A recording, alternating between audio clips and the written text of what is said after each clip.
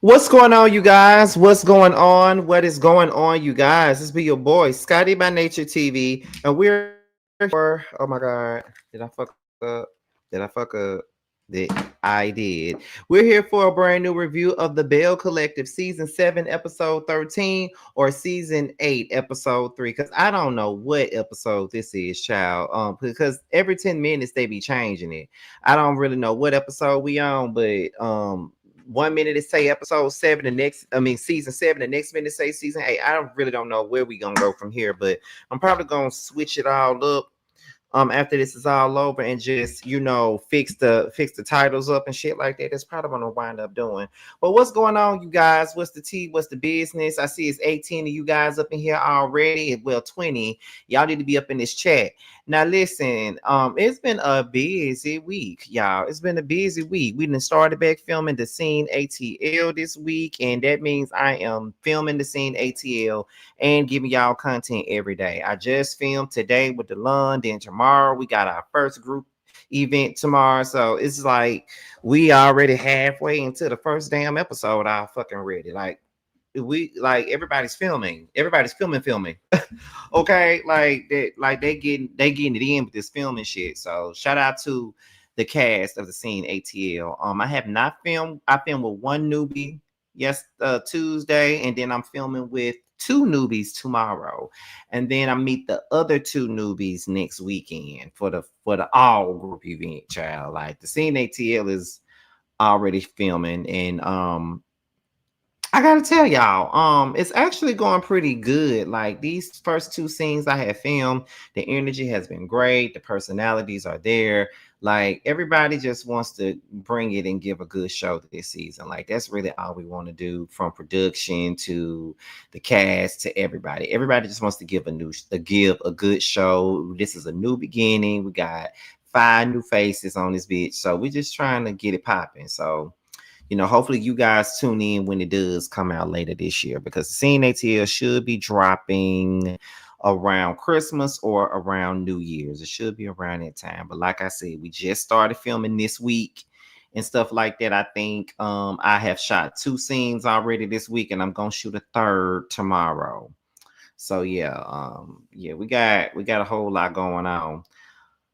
Let me see. I only see one moderator, and that's Parker Boy. I see, hey, Dr. Jen 84. What's going on? Happy Friday. All that good stuff, y'all.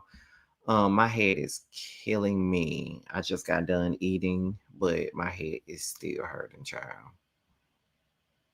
Like still hurting. And I have no clue as to why my head is hurting. Let me see something here. Okay. Yes, happy Friday, y'all. Happy Friday. Okay, so now we at the 4-minute mark. Now, I only see Parker Boy here as my moderator, so he already knows what to do. It's 30 of you guys up in the chat right now, and y'all already know that this is the year of engagement. So if it's 30 people watching, we need 30 people in this chat.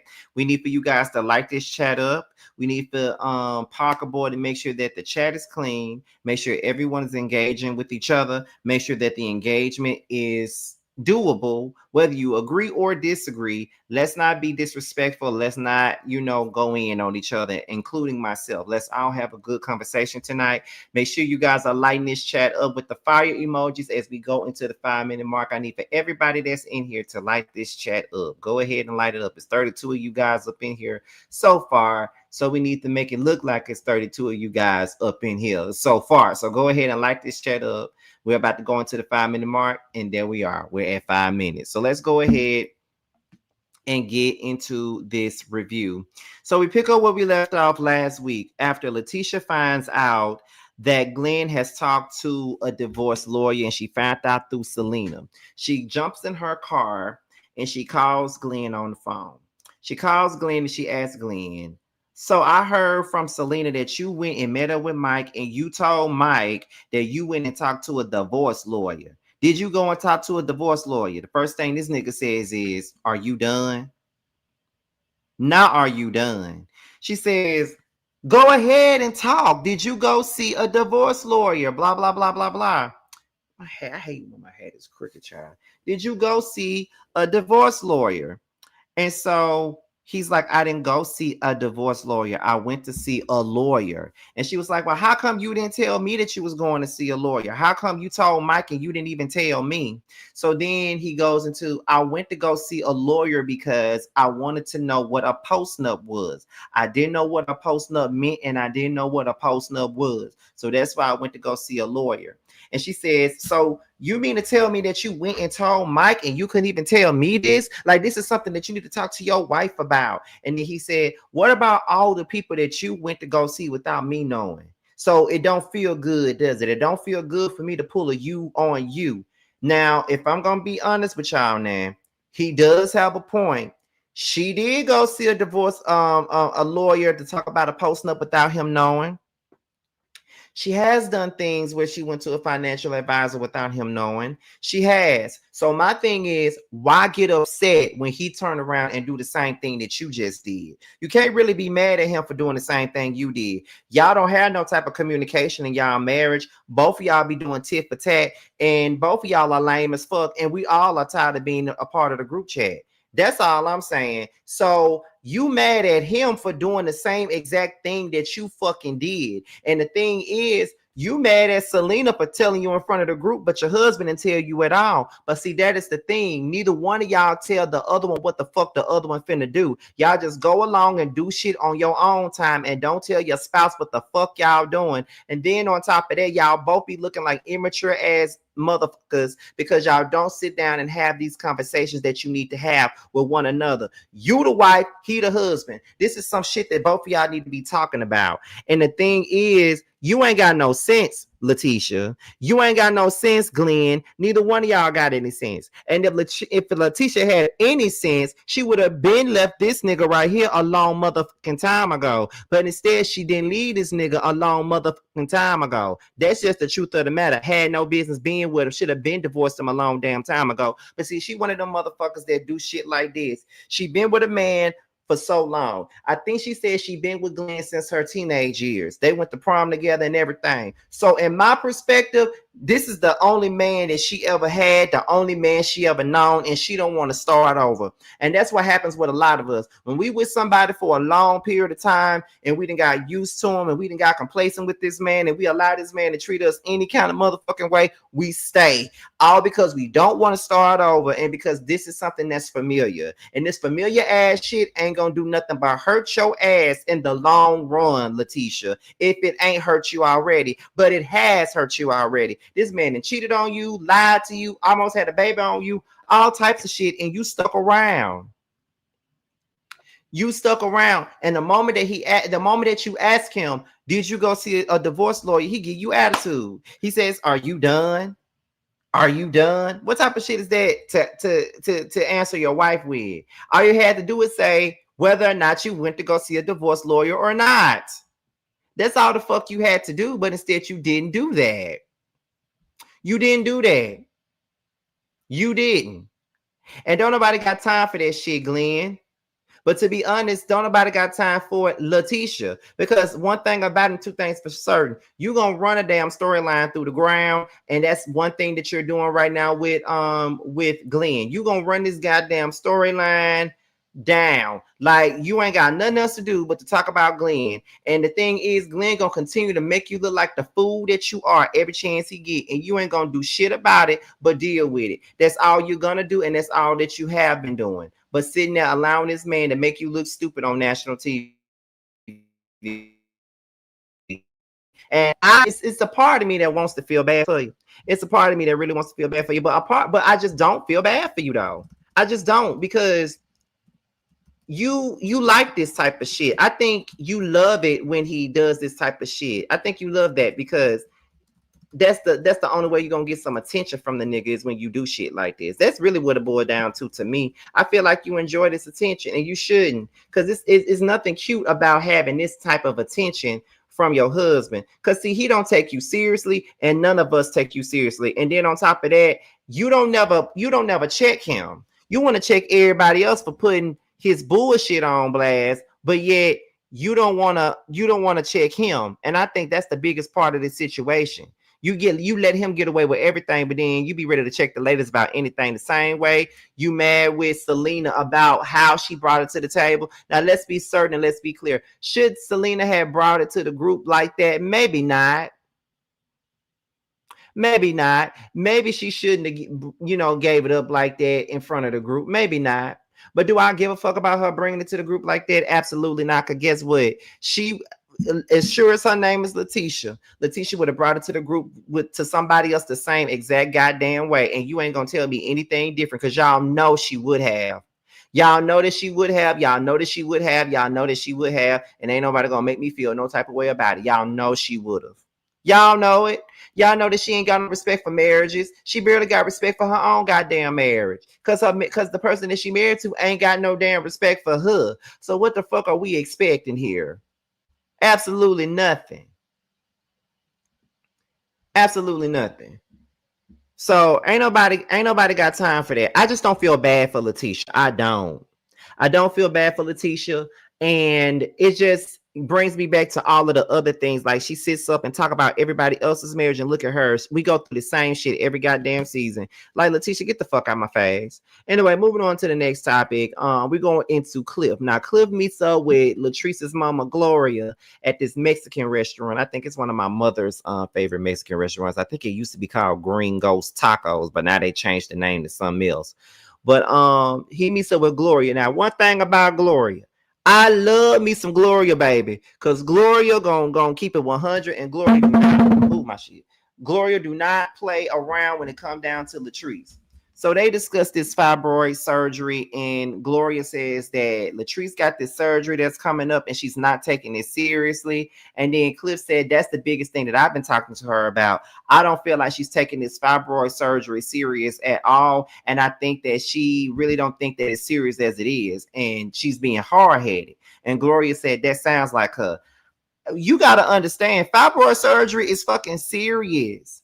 And on top of that, you trying to have a baby. And I've heard of women getting pregnant while they got fibroids. And I heard that that's some of the most painfulest shit that you could ever do is to try to get pregnant while you're walking around here with fibroids in your belly. That's one thing that you don't want to do, but that's some women have done that and they take their risk. But get them fibroids up out of you, Latrice. That's what you need to be worried about right now. Your health is way more important than you trying to pop some baby up in you.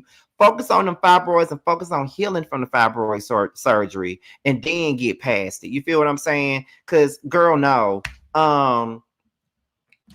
Gloria says that when I talk to Latrice and we have conversations about you, Latrice feels like you don't listen to her and that you don't want her to move forward. Like she tell you stuff, you don't listen, and all of those different things, right? And so Cliff says, it's not that I don't care about what she's telling me. The thing is, Latrice wants me to agree with everything that she say. And if I follow suit with everything that she say, then she would be just fine with that.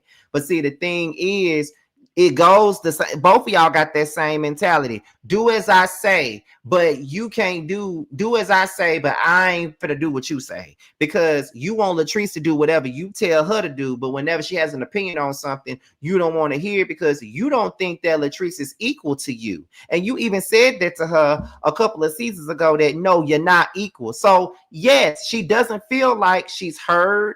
She doesn't feel like she's equal because you make sure that she knows that she ain't equal. You make sure that she knows that she's not on your level. You make sure that she knows all of that stuff. You do.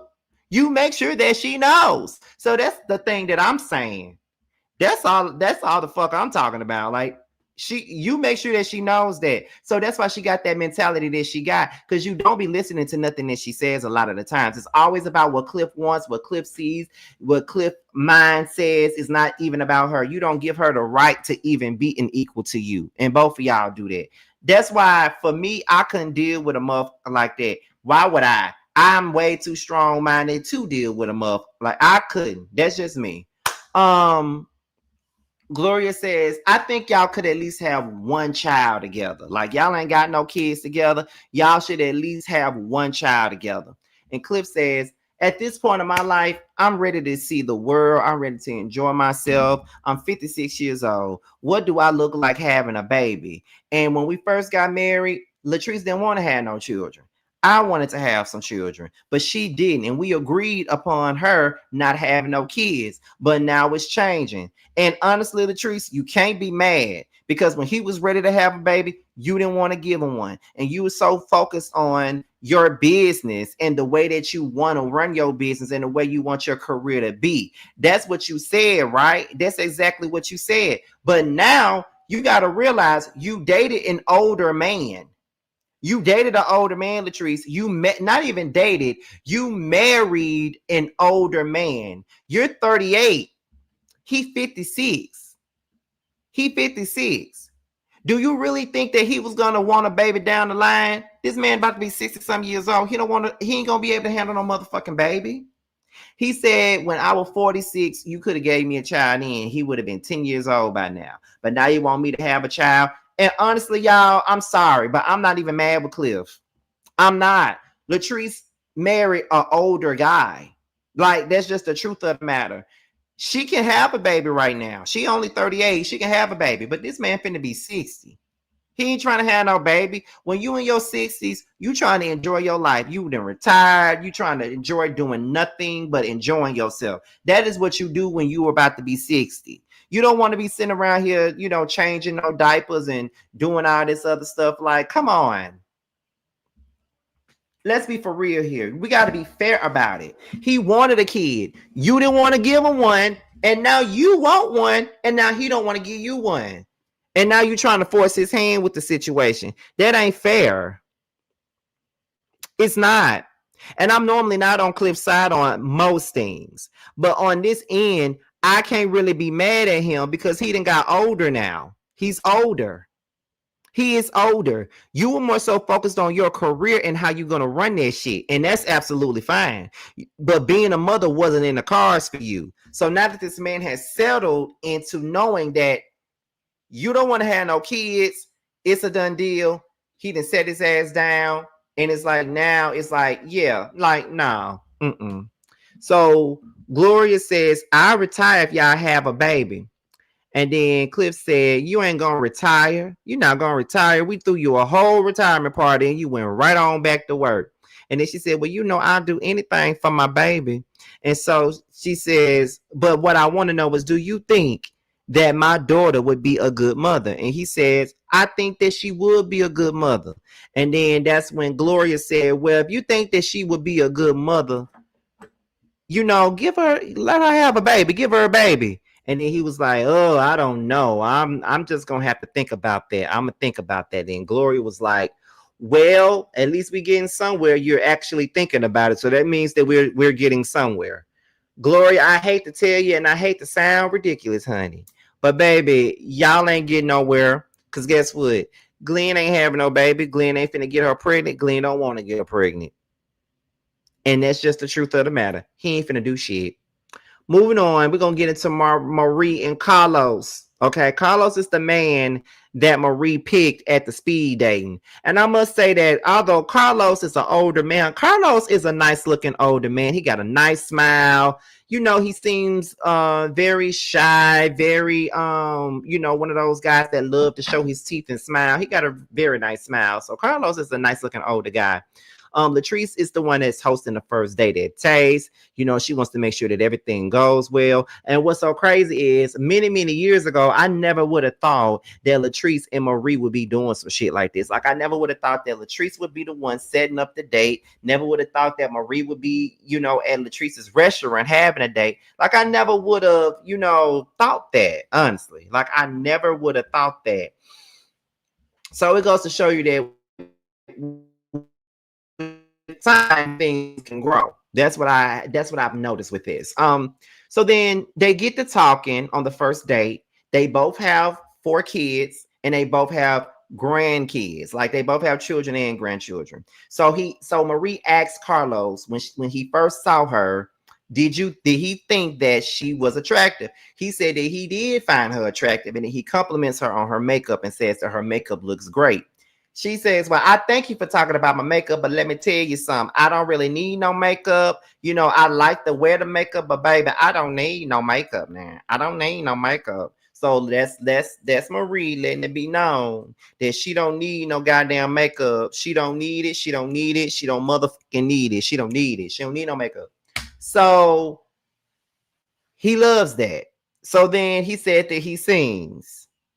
And then he started singing a song to Marie, and it was so funny when he was singing that song. Now he got a voice on him. He do. Now he can sing, but it was just funny to see the people reacting to him singing the song to her in the restaurant, and then you pan over to Latrice in the background laughing while he's singing. I thought that shit was funny. This is one of those little cute, quirky little scenes that we like to see on this show. You know what I mean? Like, it ain't always gotta be about no goddamn drama. You feel what I'm saying? But we love these type of scenes, honey. We love it.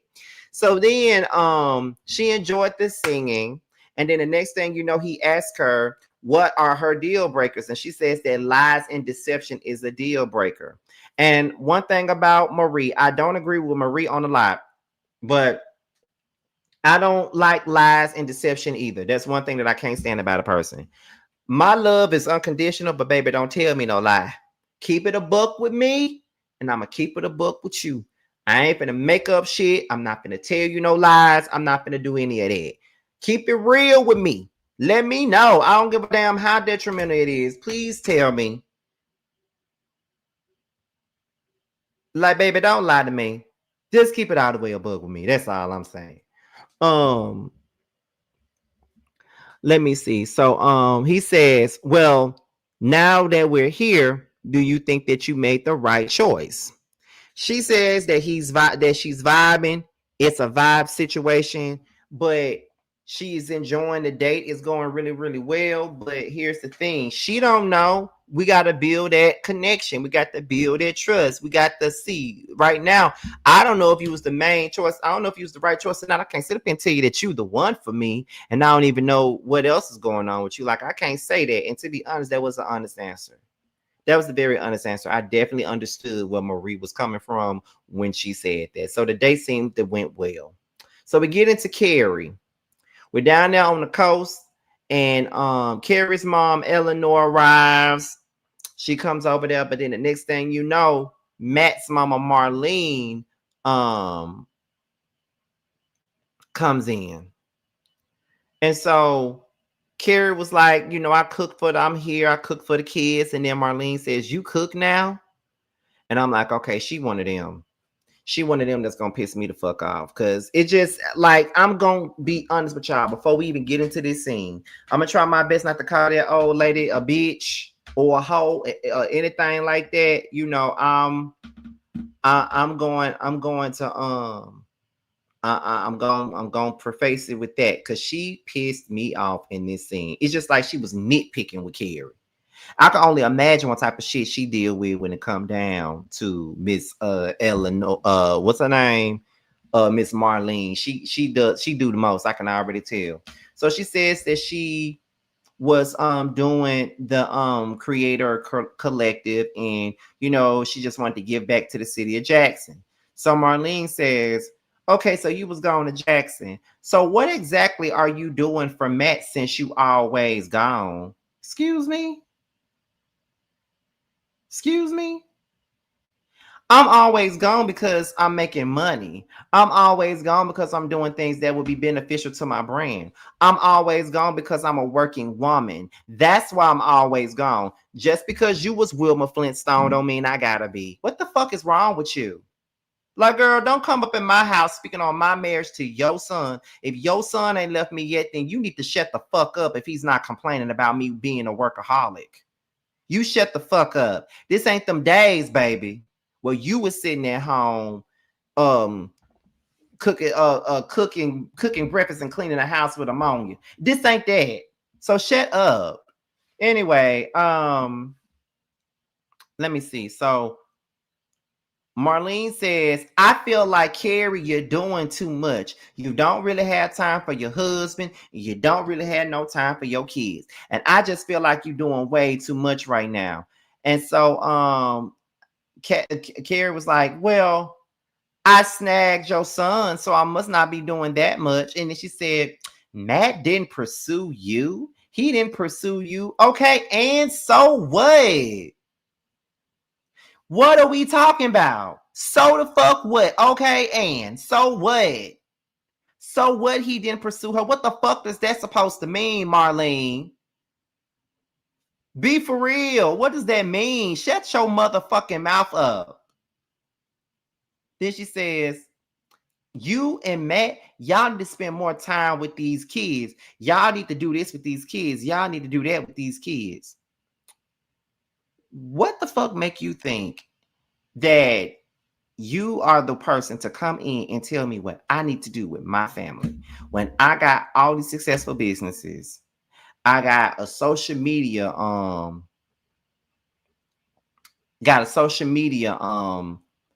platform that makes me money. I don't have to do what you did. You're not the ideal wife, baby. Just because you used to stay at home and cook and clean and watch everything and smile or grin and get your man a pen so he can write that check paying all your bills and you gave it to him. Okay, that don't mean shit to me or nobody else. Oh yeah. No one cares. Oh my God, let me move on before I cuss Marlene ass out some more. What was the next scene, Chad? We get into Latrice, Marie, and Tamber. They all meet up, and once again, a couple of seasons ago, we never would have thought that we would see Latrice, Marie, and Tamber meeting up in the same scene to have some good conversation. Never would we have thought. But they all meet up and they ask Marie, how did the date go? Did she like the date? Marie said she had a great time on the date. She really enjoyed the date. And then Latrice said, are you going to go back out with him again? Will there be a second date? And Marie said, baby, I'm outside. You know, I ain't finna put all my eggs in one basket, baby. I'm outside. And I'm just like, ain't nothing wrong with being outside. You ain't got to put all your eggs in one basket. You really don't. But you know, I think that Marie is just doing her thing. I don't think that she needs to get in a serious relationship right now because she needs to heal from Cedric, because she was with Cedric for a long time. Then she tried to get right back with Cedric again last season, and then he right back up to his same shenanigans. So therefore, she don't really need to be in a relationship with nobody at this moment. She need to be loving on herself and just being outside. Like if you want to get some attention from a man or whatever, do that. Be outside and do that. But I just don't think that she needs to be rushing into anybody's relationship, honey, because all of the stuff that she went through with Cedric, we don't need her going through that shit again. You know what I mean? But at the same time, nobody really believes that she was really in a relationship with Cedric anymore when she came down here and told us that she was in a relationship with Cedric again. So that's just neither here nor is it there, right? So we're gonna go. So what else is going on? So Tamber asked Latrice about the fibroid surgery, and Latrice said that she pushed the fibroid surgery back a couple of weeks. And but after she has the fibroid surgery, she wants to have a baby, and she wants all of the Bells to be godparents of the baby. And then Tamber said, not all the Bells, even Marie, blah blah blah. And so Marie says Latrice needs to get her health in order first before she's sitting up here trying to have a baby. To be honest, I agree with Marie. Girl, get your health in order first. Get that right first. I get that you want a baby. I understand it. You want what you want. The heart wants what it wants, child. The heart wants what it wants. We all know that. But girl, you don't want to sit up here and do way too much and then you fuck yourself up. Girl, a baby is very important. And you got to make sure you're doing the important things to make sure you're doing what you're supposed to do for this damn baby. So I just feel like this, Latrice. Just watch out for that. Like, get your health in order, because just like Marie said, you need to focus on your blood clots. A whole lot of issues going on, Latrice. And I don't really think that you understand it. And it goes right back to the conversation that Gloria and Cliff were having on here. Like, they don't think that you're taking it seriously in regards to you having a baby and stuff like that and having this fibroid surgery. And it does come across like you're not taking it really seriously like that, as you should. And you need to take it seriously, darling. You need to take it seriously, because at the end of the day, it's not looking good. Like, you need to focus on getting your health right instead of rushing to have a kid. That's what you don't need to do. I agree with Marie on that because I would rather you be healthy first before you have a damn child. But like I said before, hell, Cliff don't want no damn child, no way. So then Tamber was saying when I had a baby, it's the thing where I just wanted things to be perfect. I wanted the all American dream. I wanted the husband. I wanted my career to be where I wanted it to be. I wanted all of that. But then, I just chose to go ahead and have my baby. And then that's when Marie said, but with you having London Simone, do you think that at this point y'all can make more time for one another? And Tamara said, hell, we don't. And then Latrice said, see, that's what I'm saying.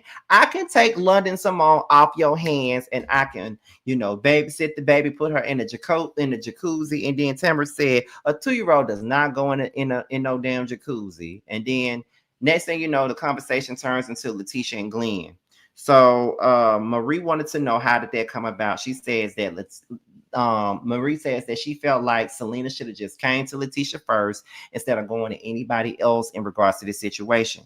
Latrice and Tamara said, well, it wasn't like she did it maliciously. Like, she did not see Leticia first. She came to us, and it was just regular conversation. It wasn't, mean spirited. It wasn't anything like that. So it was nothing bad about that conversation. And so Marie said, just like Mike and the baby stuff and all that, here we are with this Leticia shit, and now it seems like the men are the ones that wants to start all of the mess. You feel what I'm saying? Like you know she feels like the men is creating the drama. The men are creating the drama, to be honest. I mean, Mike did go back and tell Selena what Glenn said, but Glenn was the one who told Mike what he felt instead of talking to his wife about it. So we can't really just up and blame, all the men for this at the same time. You feel what I'm saying? Like, we can't just blame them. Well, we can, but at the same time, I don't know. Shit, I'm just going out of whack right now, but that's what happened. So we're gonna move on to the next, and this is Carrie and Matt. And Carrie was basically just telling Matt how Marlene got on her nerves, and she tells Matt that Marlene came for her, and he was like, well, how did she come for you? Like, what did she say? And so Carrie was like, in so many words, I'm a bad wife, I'm a bad mom, I got way too much going on. And I was offended because I feel like what exactly does she expect me to do? Does she expect me to be this 50s, 60s wife and just sit at home, look at the kids, wash dishes, wash clothes, cook food, all of that? That ain't the type of person I am. I don't want to do that. And so Matt says that he's at his wit's end with everything. Like, he's at his wit's end with Carrie and his brick and spoon business, because he already told her that she needs to shut it down because she's losing money by keeping it open. He's just at his wit's end, and he feels like if she don't listen to him, then she might just listen to his mama. And so he says that fiance's finances and Marlene is the issues in their marriage. And then he says the difference in their marriage and his parents' marriage was that his mama was an actual stay-at-home mom while the daddy brought home the bacon. So Marlene didn't have to work. And that goes to show you why she has the values that she has, because she was that type of wife that didn't work. She was that type of wife that had the husband to pay for everything and spend his money on everything when she didn't have to do shit. That's the type of wife that she was, and that's the type of wife that she expects, Carrie to be. And that, needless to say, it's nothing wrong with being that kind of wife. It's not, but that's not what other women want for themselves. So I'm not necessarily mad at Carrie for not wanting that for herself. She wants more for herself. Sitting at home, being somebody's trophy wife and all that. That's cute. But it's like, what do I do? I ain't got no money. The money all belongs to him. So then we get into Latrice and Cliff. They go fishing. Latrice ain't never fished before. They discuss his conversation with Gloria. Then they had his children conversation. And the conversation is the same conversation it has always been. And that conversation is this right here. Okay. The conversation has always been this. It's like this, right? I wanted a baby. But when I wanted a baby, you didn't want a baby. Now you want a baby, and you expect me to change my mind about wanting a baby. So it's kind of like what you feel what I'm saying? Like I don't understand. And so Latrice was like, well, I wasn't ready to have one then. And so he's like, well, I'm not ready to have one now.